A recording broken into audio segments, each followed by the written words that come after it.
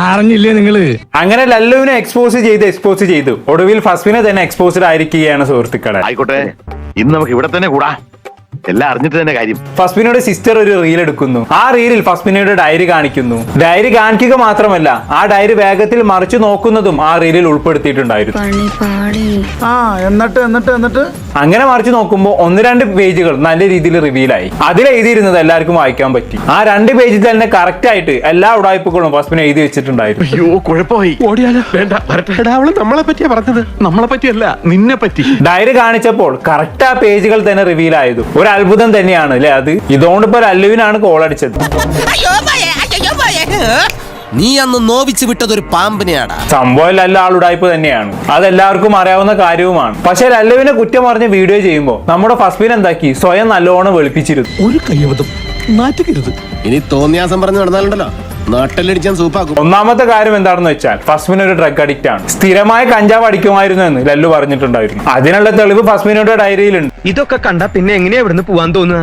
ഞാൻ ഒരു കാര്യം ആലോചിക്കുക, ലീവ് ഒന്ന് എക്സ്റ്റെൻഡ് ചെയ്താലോ? ഇനിയിപ്പോ എന്താ ചെയ്യുക? ഒരു ആന കുത്താൻ വരികയാണെന്ന് കരുതി നീ അങ്ങോട്ട് നേരിടും. ഫസ്മിനക്ക് എപ്പോഴും സെക്സ് വേണം, അതിനുവേണ്ടി അവൾ ഇടയ്ക്കിടെ ആണുങ്ങളെ മാറ്റി മാറ്റി കളിക്കും എന്നൊക്കെ ലല്ലു പറഞ്ഞിട്ടുണ്ടായിരുന്നു. അതും ഏകദേശം സത്യമാണെന്നുള്ളതിന്റെ തെളിവ് ഡയറിയിൽ നിന്നും കിട്ടി എന്നുള്ളതാണ്. അപ്പൊ പ്രതീക്ഷയ്ക്ക് വകയുണ്ട്. അതിൽ എന്താണ് എഴുതിയിരിക്കുന്നതെന്ന് മനസ്സിലായില്ല. ജെ give me the best sex turned into a sex maniac. Oh my God. ദമു എന്ത് പറ്റിയടാ? ചായ നെറുകന്തലേ കയറി ബ്ലോക്ക് ആയതാ. അപ്പോൾ അങ്ങനെ ഒരു സംഭവം ഉണ്ടായിരുന്നല്ലേ? എന്താ മല്ലയ്യ, എന്താ ഞാൻ കേൾക്കുന്നത്? J give me the best sex എന്ന് പറഞ്ഞാൽ എന്താണ്? ജെ എന്ന വ്യക്തിയുമായിട്ട് അടിപൊളിയായിട്ട് ലൈംഗിക ബന്ധത്തിൽ ഏർപ്പെട്ടു എന്നുള്ളതാണ്.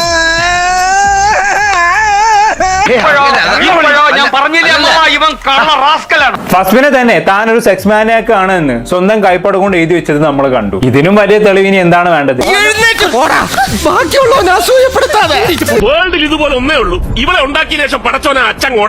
ഇങ്ങനെ ഒരു സെക്സ് മാനിയാക്ക് ആയിട്ടുള്ള ഒരാളാണ് നാഴികക്ക് 40 വട്ടം ആ ലല്ലുവിനെ കാട്ടുകോഴി എന്നും അവിഹിതക്കാരനെന്നും വിളിച്ചു നടക്കുന്നത് എന്നുള്ളതാണ് ഏറ്റവും വലിയ കോമഡി. ഇതെല്ലാം കൂടി നീ എങ്ങനെ മാനേജ് ചെയ്യും ഗോപാലേഷ? ഞാൻ പറഞ്ഞല്ലോ, ഒരു അബദ്ധങ്ങളുടെ ഒരു ഘോഷയാത്ര തന്നെയാണല്ലോ നിന്റെ ജീവിതം. ഞാനൊരു കഞ്ചാവോളിയാണെന്ന് ഫസ്മിനെ തന്നെ മയക്കെടുത്ത് പറഞ്ഞ പോലെ ആയി. ആ സ്ക്രീൻഷോട്ട് ഞാൻ സൈഡിൽ കൊടുക്കാം. അതിൽ വെണ്ടക്ക അക്ഷരത്തിൽ എഴുതി വെച്ചിട്ടുണ്ട്, ജോയിൻ എന്നെ ജവാൻ അടിച്ചു എന്ന്.